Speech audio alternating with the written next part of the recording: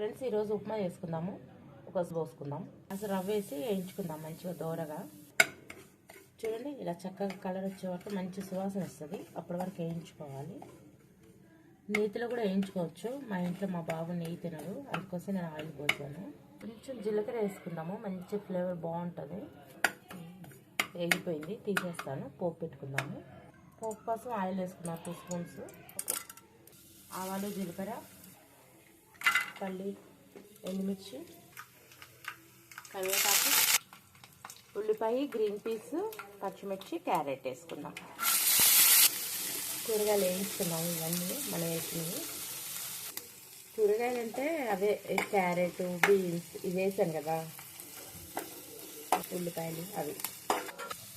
Friends బఠానీ, carrot ఇవన్నీ వేగాయి. Water పోసుకున్నాము. Glass రవ్వకి 3 గ్లాసులు వాటర్ పోసుకుందాం. 3 గ్లాసులు వాటరు, 1 గ్లాస్ పాలు పోసుకుందాం. చూడండి ఫ్రెండ్స్, 1 గ్లాస్ పాలు పోసుకుందాము. ఈ పాల వల్ల ఉప్మా ఎంత కమ్మగా ఉంటుందంటే అసలు నేను చెప్పలేను. మీరు కూడా ఒకసారి చేసి టేస్ట్ చూడండి, ఎంత బాగుంటుందంటే అమృతంలాగా ఉంటుంది. సాల్ట్ వేస్తున్నాను, సరిపడా సాల్ట్. ఫ్రెండ్ వేసిన మరగనికి వస్తుంది, కొంచెం వెయిట్ చేయాలి.